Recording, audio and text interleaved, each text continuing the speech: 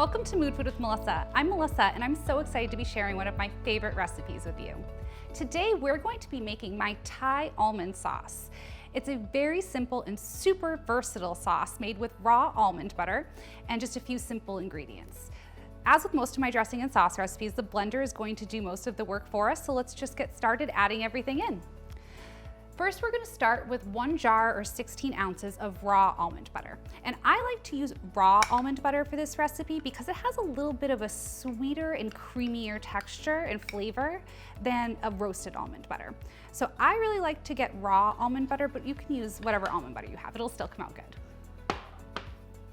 The one thing you are looking for when you're buying your almond butter though is you want to make sure that it's just pure almonds. You don't want any added salt or oils. All right, so we've got our almond butter in there. And then we're going to add 1/2 cup of the roasted garlic confit that I showed you how to make in one of my previous episodes.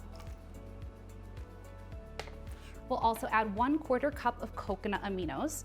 And I love to use coconut aminos because it adds not only a little bit of sweetness, but a really nice depth of flavor. And same thing with using roasted garlic versus raw garlic. That much raw garlic would be insane in this recipe, but it's gonna be really delicious because when we roast it, it mellows out the flavors and brings out all of the sweetness that's in garlic. And that's just a natural sweetness that exists. It's just cooking it the right way to bring it out.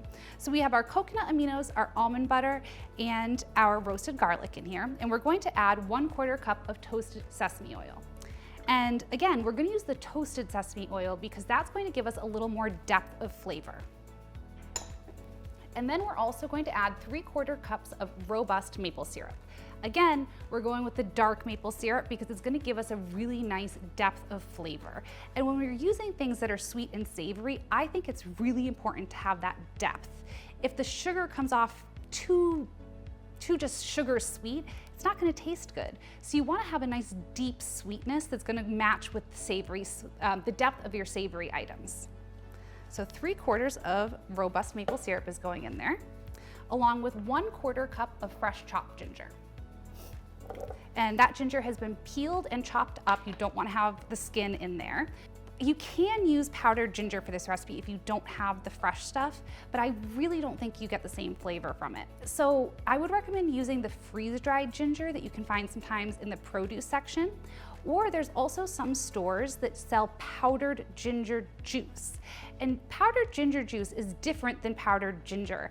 It just has a sweeter taste to it when it's in the final product. I find that powdered ginger can sometimes be a little too pungent when it's in a powdered form. It just isn't the same as fresh by any means. So you can definitely get away with using some powdered ginger in this, but I would go for fresh or freeze-dried. I think it really makes a difference. The last thing we're gonna add before we give this a little whirl in the blender is about 1/8 to 1/4 teaspoon of cayenne pepper. And you can do that based on taste. If you want it to just have a very mild heat to it, I would go closer to the 1/8 of a teaspoon. If you like a little bit of heat, go with the 1/4 teaspoon. It's still not gonna make it super spicy, but it will definitely have some heat to it that way. We're also going to add 1 cup of water to help thin everything out, and about 2 to 3 tablespoons of the Duxbury salt that I love so much. And as with all the recipes, the mineral profile in here is gonna bloom all of these flavors and really meld them together in a way that other salt just won't do. So I highly recommend getting your hands on this salt, but if you wanna use some other salt, that's perfectly fine. I would use maybe just a tiny bit less salt and then taste as you go if you're going to use a different type of salt. So we have all of our ingredients in here and we're just gonna give this a quick whirl on the blender and I'll show you what it looks like when it's done. All right, so our sauce is all set. We just gave it a quick whirl in the blender. If you're using a high-powered blender, that won't take long at all. You just wanna keep an eye on it until you see a nice, creamy, even consistency. So before we pour this out of the pitcher, I'm just gonna give it a little taste test to make sure it's exactly where we want it to be. It's perfect. It's so good. It has beautiful notes of both sweet and savory, and it's nicely balanced. You're not getting any kind of candy sweetness when it goes in, but you definitely are getting those beautiful maple notes. But it's nicely balanced by the almond butter and that garlic and all those beautiful savory notes that we added in, like our toasted sesame. So we're gonna go ahead and just transfer this into a bowl, and then I can tell you how you can use it. use it.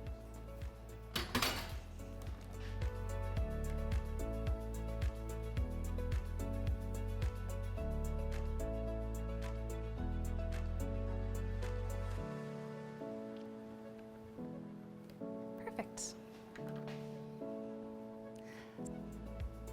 All right, our sauce is all set and ready to be used in so many ways. One of my favorite ways to use this recipe is just as a simple dipping sauce. It's beautiful with chicken and shrimp, really anything that just needs a little dip to it. And you can also use it as a really nice salad dressing. I love to do like a chopped Asian salad kind of thing with this. That's delicious. But my favorite way to use this is in my Thai almond noodle dish that I'll be showing you how to make in one of my upcoming episodes. So I hope that you've enjoyed learning how to make this recipe and will enjoy using it at home. You can find this recipe and more at moodfoodwithmelissa.com.